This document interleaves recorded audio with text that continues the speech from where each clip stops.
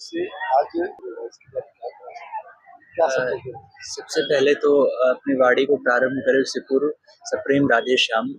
और देखिए, श्रीमद् भागवत कथा का हृदय में जब संकल्प उठता है ना, जिस क्षण उसी क्षण सारे तीर्थ, सारे देवी देवता उस स्थान पर आकर निवास करने लग जाते हैं जहाँ पे कथा का आयोजन होने वाला है। और उससे पूर्व जो कलश यात्रा होती है, कलश में सबसे प्रधान देवता वरुण होते हैं।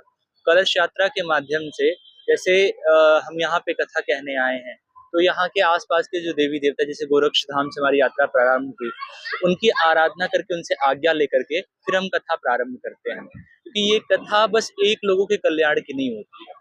श्रीमद् भागवत जी की जो कथा है, ये मनुष्य, पशु, पक्षी, जितने जीवों के करोड़ों में ये कथा जाएगी, उनके कल्याण का कारण बनेंगे।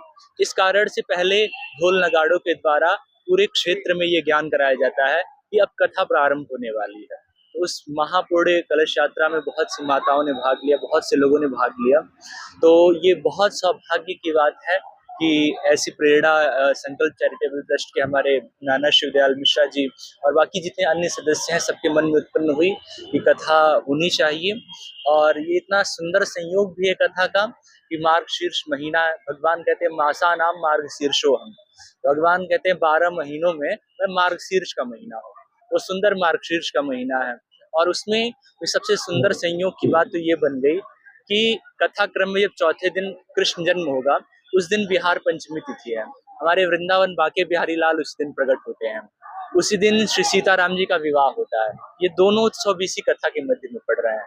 तो स्वतः ही इतना सुंदर संयोग यहाँ पे बन गया। इससे ये समझ में आता है कि ठाकुर जी अत्यंत प्रसन्न है इस कथा से। और बाकी सबकी श्रद्धा है कि ठाकुर जी की कृपा से सब लोग इस कथा में जुड़े हुए हैं। अब यद्यपि यहाँ आने से पूर्व माता रानी की थोड़ी कृपा हमारे ऊपर हो गई, इस कारण से ये पंडित श्याम सुंदर दास जी वृंदावन से उन्हें हम लोगों ने बुलाया है, आमंत्रित किया है। पंडित श्याम सुंदर दास जी बाल व्यास हैं और ऐसे प्रखर विद्वान जिनके मुखार बिंदु से हम सब देवीपाड़ा के रहवासी महाराष्ट्र में उनका पहली बार उनका आगमन हुआ। इस आगमन के अवसर पे मैं उनका हार्दिक स्वागत और हम सभी देवीपाड़ा के रहवासी सभी संकल्प परिवार की तरफ से उनका हम लोगों ने हार्दिक स्वागत और अभिनंदन किया। और मुझे लगता है कि ये भागवत सप्ताह हम सबके जीवन में अन्य जितने भी श्रवण इस भागवत सप्ताह को करेंगे उनके जीवन में एक अच्छी खुशियां आएगी। और गुरुदेव की बात यही कुछ अलग है कि बाल व्यास हैं, उस हिसाब से हमें सुनने के लिए ऐसे बाल व्यास के मुखार बिंदु से सुनना पड़े तो हम सब अपने आप को गौरवान्वित और भाग्यशाली समझते हैं।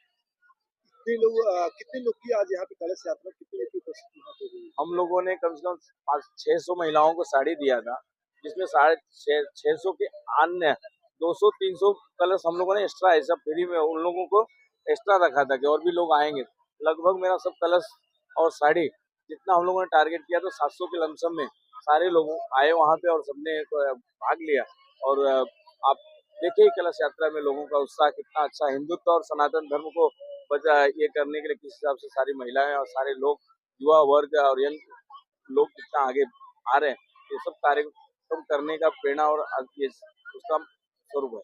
कलश यात्रा तो निकाली ही गई, कथा भी है। कथा के साथ साथ यहाँ पे कितने सालों से कथा की जा रही है?